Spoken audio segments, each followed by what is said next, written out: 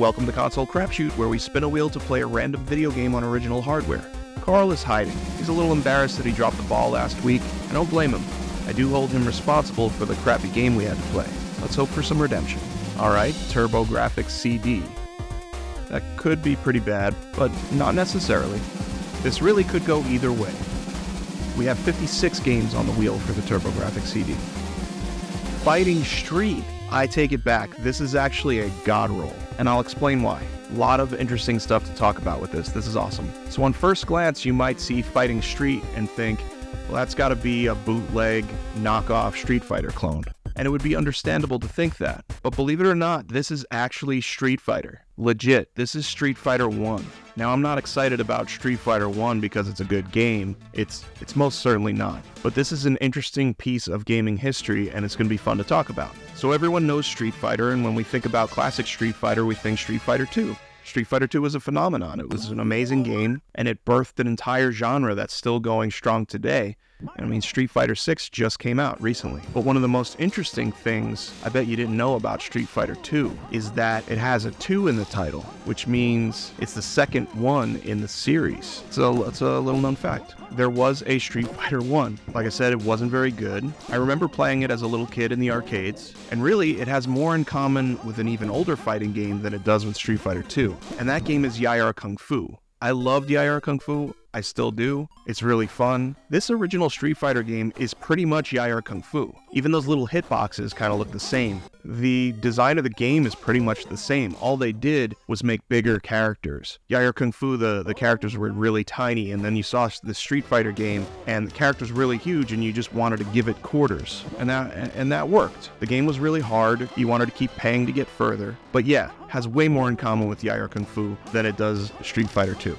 So let's get back to the title. Honestly, there's no really good explanation as to why this is called Fighting Street. I mean, Fighting Street, it makes no sense. Like I said, it sounds like a bootleg, but it's not. This is an official Capcom release. It was published by NEC, but this is the official home version of Street Fighter. I don't know if something was lost in translation, or maybe it was a legal thing with NEC. I do know that Namco originally owned the rights to the name Street Fighter, so maybe that has something to do with why they called it Fighting Street. And I don't know if they ever bought the rights back from Namco, or do they pay Namco every time they use the name. I honestly don't know the answer to that, but either way, it's really funny that this is called Fighting Street. I did always love this music and the interludes between matches. It's kind of a banger. Only 2 buttons on the TurboGrafx controller, so it took me a while to realize that in order to pull off heavier punches and kicks, you had to hold the button longer. Eventually I figured that out. Pulling off Hadoukens and dragon punches and hurricane kicks was really tough. I couldn't do it consistently.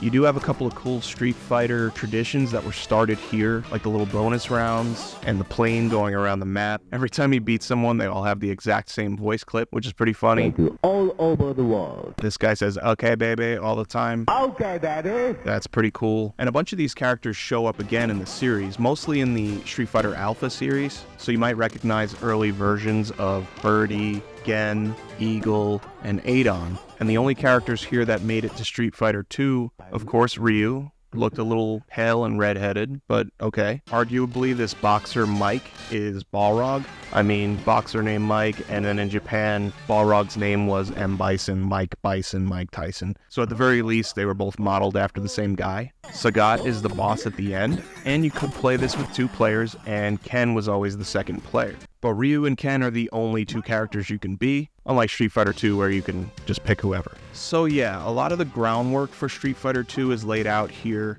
but like I said, just an advanced, better graphical version of Yai Kung Fu. So how do we score this thing?